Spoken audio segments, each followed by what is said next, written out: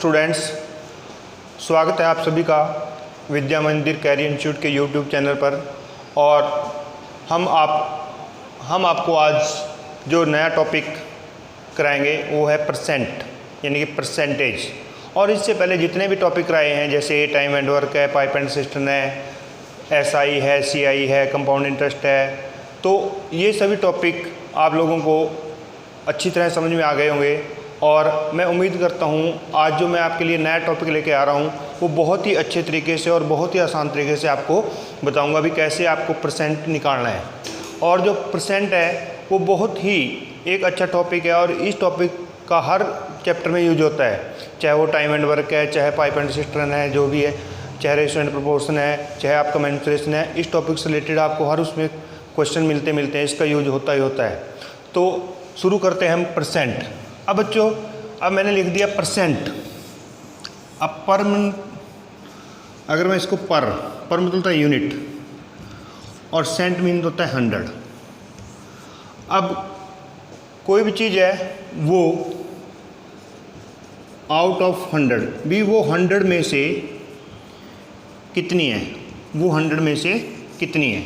अब जैसे बच्चों मैं लिख देता हूँ भी, कोई फ्रैक्शन लिख देता हूँ, जैसे 1 है तो 1 फ्रैक्शन है वो कितनी होती है, वो होती है बच्चे 100%। अब आगे आ जाता है 1/2। 1/2 बच्चे कितनी होती है, 50%। 1/3 1/3 बच्चे होती है 33 ही 1/3%। अब 1/4 अब 1/4 होती है बच्चों 25%। 1/5 1/5 होती है बच्चों 20%। अब 1/6, अब यहाँ तक तो सभी को नॉर्मली याद होता है 1/6। अब 1/6 होती है बच्चों 16 सही 2/3%। अब 1/6 को अगर आप वो करोगे, इसको आपने सिंप्लीफाई करना है। 1/6 जब आप फ्रैक्शन को परसेंटेज में वो करते हो तो 2 3 जा 6, तो बच्चे अगर 50/3, तो 3 एकम 3 3 6 18, तो ये बनेगी 16 सही 2/3%। तो प्यारे बच्चों, आपको ये सभी चीज़ें याद रखनी है, क्योंकि हमारे पास एग्जामिनेशन में इतना टाइम नहीं होता भी आप इसको कैलकुलेशन करो या सिंप्लीफाई करो। अगर आपके याद हैं तो आप इसको ईजी और आसान तरीके से और क्विक मेथड से आप इसको कर सकते हो। और उसके बाद आता है 1/7। अब 1/7 है, अगर किसी को याद है तो वो लिखेगा इसको 14 सही 2/7%। अगर नहीं किसी को याद है तो फिर करेगा 1/7 गुणा 100। अब 100/7, तो 7 एकम 7 3 7 चौके 28, तो ये आ गया 14 सही 2/7%। नेक्स्ट बच्चों 1/8। अब 1/8 होती है बच्चों 12.5%। 1/9। अब 1/9, अब बच्चों आपने क्या करना है भी 1/9 गुणा 100, तो डायरेक्टली आप इसको 100/9 लिख दो, क्योंकि ऊपर तो 1 ही वैल्यू है। 100 को 1 से गुणा करोगे तो 100 ही आएगा। अगर आप 100/9 लिख देते हैं तो 9 एकम 9 9 एकम 9 11 से 1/9%। अब 1/10 1/10 की बच्चों वैल्यू होती है 10%। अब 1/11, अब बच्चों 1/11 है तो 1/11 बन जाएगी 9 सही 1/11%। अब देखो 1/9 और 1/11, अब ये चीज़ है 11 से 1/9% और ये चीज़ है 9 से 1/11%। उसके बाद आता है 1/12। अब 1/12 है तो 1/12 गुणा 100। अब ये बन गई बच्चों 4 3 12, तो 25/3। अब 25/3 बच्चों है 8 सही 1/3%। अब ऐसे ही 1/20 1/20 होती है 5%। 1/25 ये होती है बच्चों 4%।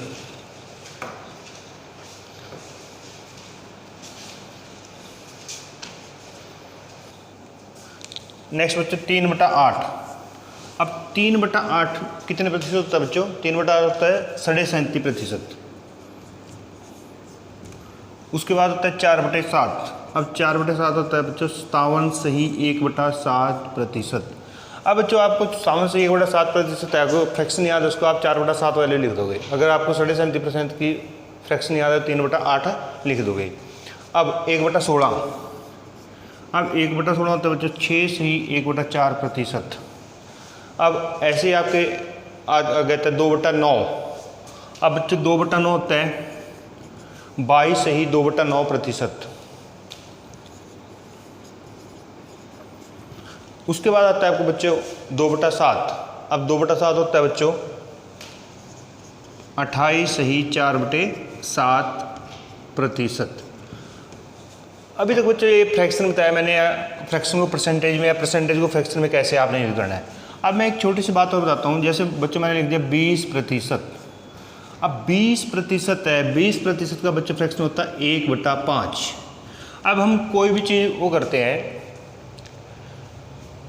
अब 1/5 है तो 1/5 है, जो 5 है ये आपकी ओरिजिनल वैल्यू है। अब 5 का 20% कितना होना चाहिए, आपको पता है भी 5 का 20% 1 होता है। अब 5 का 20% कितना होना चाहिए 1। 5 गुणा 20/100, तो 20 पंजे 100, 5 एकम 5, तो बच्चों कितना आ गया 1। यानी कि अगर हम कोई फ्रैक्शन लिखते हैं जो उसका हर होता है वो आपकी ओरिजिनल वैल्यू होती है, और जो अंश होता है वो क्या होता है, इस 5 का ये 20% है 1। अगर थोड़ा सा मैं आपको बताता हूँ भी, मान लो जो परसेंटेज है वो, जैसे सपोज करो मैं आपको एक हल्का सा बता रहा हूँ भी, आपने कोई चीज़ 600 रुपये में खरीदी, उसका कॉस्ट प्राइस कितना है बच्चों 600। मान लो आपको प्रॉफिट एंड लॉस में भी होएगा। अब आप उस पर क्या करना चाहते हो, आप उस पर 20% लाभ प्राप्त करना चाहते हो। कितना लाभ प्राप्त करना चाहते हो, आप प्रॉफिट चाहते हो उस पर बच्चों 20%। अब 20% है, अभी मैंने आपको बताया भी 20% का फ्रैक्शन कितना होता है 1/5। अब आपने क्या किया बच्चों, अब आपने क्या किया, जो ये 5 है, ये 5 आपकी ओरिजिनल वैल्यू है, ये 5 क्या आपकी ओरिजिनल वैल्यू है। अब 5 आपकी ओरिजिनल वैल्यू है, और आपको 5 में से आपने 5 का आपने 20% वो करना है। अब इसको आपको क्या हुआ, जो 5 है, 5 का मैंने आपको बताया था 5 का 20%, तो अब आपने कोई चीज़ 5 में खरीदी, आप उस पर क्या करना चाहते हैं 20% प्रॉफिट। अब इट मीन्स क्या है, आप उसको सेलिंग प्राइस क्या होगी आपकी 5 + 1 6 रुपये। अब ये आपकी कॉस्ट प्राइस है, ये आपकी ओरिजिनल वैल्यू है। 5 = 600 लिख सकते हैं बच्चों, 1 = 120। अब सेलिंग प्राइस कितनी है 6, तो सेलिंग प्राइस 6 9 के 120 × 6 720। अब बच्चों आपकी जो सेलिंग प्राइस कितनी आई 720। अब अगर आप उसको 720 रुपये में सेल करोगे तो आपको 20% का प्रॉफिट होगा। तो ऐसे आपने प्रॉफिट वो परसेंटेज निकालना है। हाँ जी बच्चों, जैसे मान लो हम क्वेश्चन कर रहे थे भी, मान लो आपने कोई चीज़ 600 रुपये में खरीदी है, आप उस पर 20% प्रॉफिट प्राप्त करना चाहते हैं। अब बच्चों मैंने बोला है 20% का फ्रैक्शन होता है बच्चों 1/5। अब आपने वो चीज़ 5 रुपये में खरीदी है, अब 5 रुपये पे आप बच्चों 1 रुपये प्रॉफिट का चाहते हैं, 5 रुपये पे 1 रुपये प्रॉफिट का चाहते हैं, तो 5 + 1, तो बच्चों 6 रुपये में आप उसको सेल करेंगे। अब आपने 5 रुपये में खरीद के कितने में खरीदी है बच्चों 600 में, तो इसको यूनिक में ले आओ 120। अब सेलिंग प्राइस कितनी है बच्चों 6, तो 120 को 6 से मल्टीप्लाई कर देंगे, यानी कि 12 × 6 = 72, तो 720 रुपये में बच्चों आप उसको सेल करोगे। तो ऐसे हमने परसेंटेज का वो करना है। बच्चों फर्स्ट क्वेश्चन है, यदि किसी संख्या में हम उसका 16 से ही 2/3% जोड़ देते हैं तो हमें 42 रुपये प्राप्त होते हैं, 42 प्राप्त होता है, तो संख्या बताओ। या इफ़ वी एडिड 16 और 2/3% of a number in itself then we get 42 4200 find the number. अब बच्चों आपने क्या करना है भी, आप अगर इसको करें भी संख्या आप x मान सकते हो, 1 मान सकते हो, 2 मान सकते हो, कुछ भी मान सकते हो। अब मैंने आपको बताया था 16 से ही 2/3%, 16 से ही 2/3%। अब बच्चों 16 से 2/3% की फ्रैक्शन होती है 1/6। क्या होती है 1/6। अब मैंने आपको एक चीज़ बताई थी, जो 6 है आपकी वो ओरिजिनल वैल्यू है, आपकी क्या है, ओरिजिनल वैल्यू है। अब अगर हम, उसने बोला भी यदि किसी संख्या में यानी कि 6 में क्या जोड़ दें, 6 का 16 से ही 2/3%। अब 6 का बच्चों 16 से ही 2/3% आएगा 1। कितना आएगा, 1। तो हमें 4200 रुपये प्राप्त होते हैं। संख्या बताओ भी वो संख्या कितनी थी। अब बच्चों आपने अगर 6 में प्लस a करते हैं तो आपको क्या मिलता है, 7। तो लेकिन एक्चुअल संख्या कितनी है वो 4200। तो 7 इज इक्वल टू है 4200, 1 इज इक्वल टू है 7 के 42 600, यानी 600 गुना ज़्यादा है वो। अब ओरिजिनल नंबर क्या है बच्चों आपका, ओरिजिनल वैल्यू क्या है 6, तो ये भी 600 गुना होगी। तो 600 को 6 से मल्टीप्लाई कर देंगे तो 3600 आपका आंसर आ जाएगा। अब इसको थोड़ा लंबे तरीके से बता देता हूँ मैं आपको एक्सप्लेन मेथड से, और भी कई बच्चों के नहीं समझ में आता। अब संख्या हमने x मान ली, x का कितने ऐड कर दें, 16 3 48 50/3 ये आ गया बच्चों। तो x प्लस x बटा 6 आ गया। अब x में ये चीज़ प्लस करने से कितना प्राप्त होता है, बराबर 4200। अब इसका एलसीएम लिए बच्चों आपने 6, तो 6x प्लस x बराबर 4200। तो 6x प्लस x 7x बराबर 7 के 42। 6 को 6 से क्रॉस मल्टीप्लाई कर देंगे 3600। तो ये बच्चों आपका आ गया। अभी मान लो x से, तो आपने क्या करना है, आपने बिल्कुल इजी तरीके से करना है भी। आपने फ्रैक्शन याद होनी चाहिए, फ्रैक्शन याद होने से आपको वो चीज़ बहुत ही ईजी हो जाएगी भी। ये 6 है, 6 में 1 प्लस करते हैं तो 7 है, यानी कि 6 का 16 से 2/3% 1 आएगा। तो इसमें 1 प्लस करके आपकी वैल्यू 7 आ जाएगी। 7 वैल्यू 7 ना होकर कितनी है 4200। तो 7 बराबर 4200, 1 बराबर 600। तो 600 को 6 से मल्टीप्लाई कर देंगे तो 3600 बच्चों आपका आंसर आ जाएगा। नेक्स्ट क्वेश्चन बच्चों, यदि किसी संख्या में हम उसका 16 से ही 2/3% जोड़ देते हैं तो हमें 1421 प्राप्त होता है। तो संख्या बताओ। अब बच्चों 16 से ही 2/3%, अब 16 से ही 2/3%, तो बच्चों 16 से ही 2/3% की फ्रैक्शन होती है 1/6। अब बच्चों आपने देखा है भी, मैंने बताया भी जो आपकी फ्रैक्शन में जो निचला पार्ट होता है जिसको आप हर बोलते हो वो आपकी ओरिजिनल वैल्यू होती है,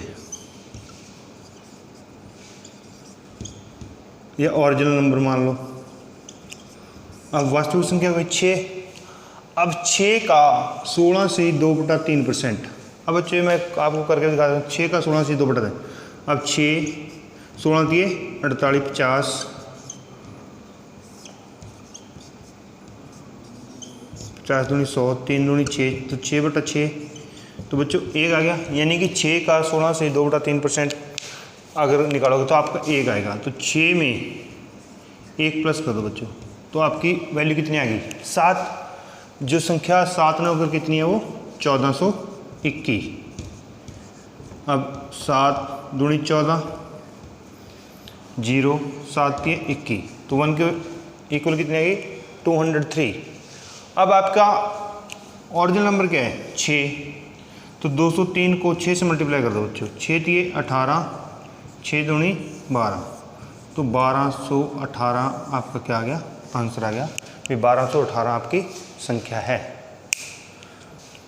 बच्चों नेक्स्ट क्वेश्चन है, यदि किसी संख्या में हम उसका 14 से ही 2/7% घटा देते हैं तो हमें 1224 प्राप्त होता है। तो वह संख्या बताओ। अब बच्चों पहले हम ऐड कर रहे थे, अब हमने सब्ट्रैक्ट करना है। अब 14 से ही 2/7%। अब कहीं जिसको पता है हो तो लिखे इसको 1/7। बच्चों ये आपने याद रखनी है 1/7। अब जो 7 है वो आपकी क्या है ओरिजिनल वैल्यू। अब 7 का 14 से 2/7% होता है बच्चों 1। अब 7 में से अगर आप 1 माइनस करते हैं तो आपको कितना प्राप्त होता है 6। अब उसने बोला है भी इसका घटा देते हैं, यानी कि 7 का ये प्रतिशत ये आया, तो 7 में से 1 माइनस किया बच्चों 6 आ गया। तो 6 के बराबर जो वैल्यू है कितनी मिली आपको घटाने से 1224। अब 6 दूनी 12 0 6 चौके 24, तो 1 के इक्वल कितनी वैल्यू आ गई 204। अब बच्चों 204 को किससे मल्टीप्लाई कर दो? 7 से। ओरिजिनल वैल्यू 7 चौके 28, 7 दूनी 14, तो 1428 बच्चों आपका आंसर है। तो बच्चों ये आपको बहुत ही इजी तरीके से बता रहे हैं, और जैसे जैसे मैं आपको क्वेश्चन बता रहा हूँ, आपने अगर फ्रैक्शन याद है और आप इस पर वर्क कर रहे हैं तो आपको डेफिनेटली जो एग्ज़ाम में सफलता मिलेगी मिलेगी। नेक्स्ट क्वेश्चन बच्चों, नेक्स्ट क्वेश्चन थोड़ा डिफरेंस है। यदि 3264 में हम उसका 12.5% यानी 3264 का 12.5% इसमें जोड़ दें, किसमें? 3264 में, तो हमें क्या प्राप्त होगा?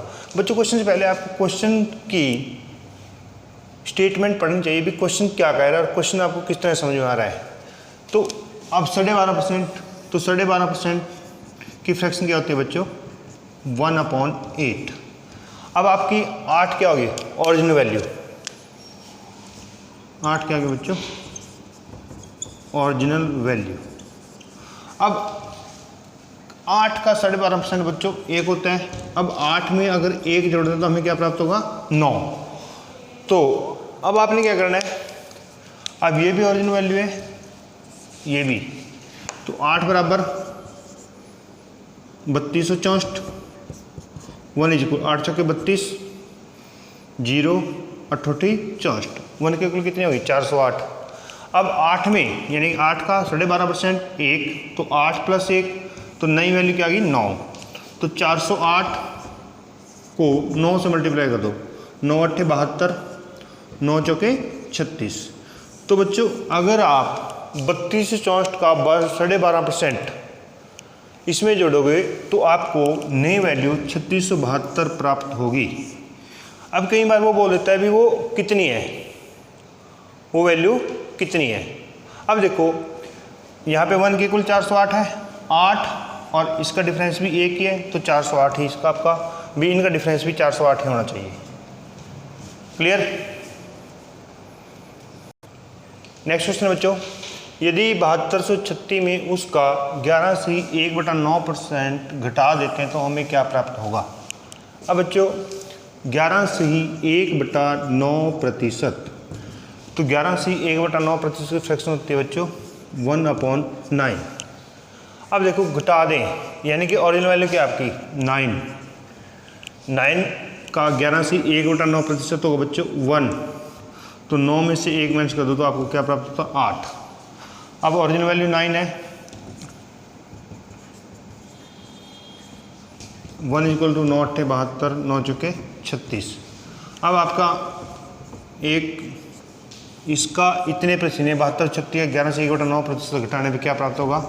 गुणा 8, 8 चौके 32, 8 अट्ठी 64। तो बच्चों आपको 6432 नई संख्या प्राप्त होगी, जो नई वैल्यू है 6432। नेक्स्ट क्वेश्चन है, बहुत ही अच्छा क्वेश्चन है। यदि किसी संख्या के 37% में 550 जोड़ दिया जाए तो हमें वह संख्या स्वयं प्राप्त हो जाती है, तो वह संख्या ज्ञात करें।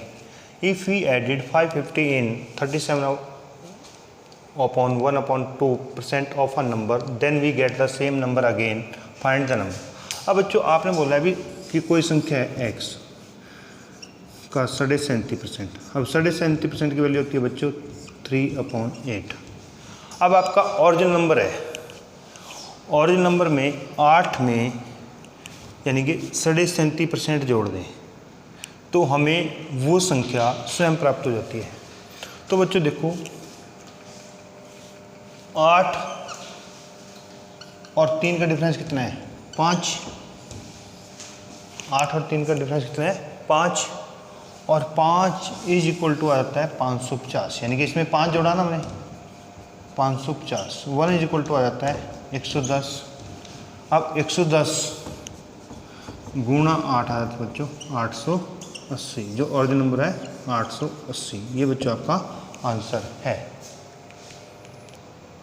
बच्चों हमने आपको आज परसेंटेज का टॉपिक जो आपको यहाँ पे कराया है यूट्यूब चैनल द्वारा, हमें पूरी उम्मीद है आप इसको देख के और समझ के आप अपने जो भी एग्ज़ाम है, जो भी आने वाले एग्ज़ाम है, जैसे HSSC है, SSC है, बैंकिंग है, जो भी बच्चा जिस भी एग्ज़ाम की तैयारी कर रहा है वो उसके लिए इस टॉपिक पे अगर वो काम करेगा तो वो ये टॉपिक आपको एग्ज़ाम के पॉइंट ऑफ व्यू से पूरी तरह से आपकी हेल्प करेगा। और अगर किसी बच्चे को कुछ भी समझ में नहीं आता तो हमारे व्हाट्सएप नंबर पे या हमारे कमेंट्स में आप लिख सकते हैं भी सर आप इस टॉपिक पे ये क्वेश्चन दोबारा बता दें। और मैं उम्मीद करता हूँ भी हम जो या हमारी टीम आपके लिए जो काम कर रही है वो आपको हर तरह से हेल्पफुल रहेगा। Thank you.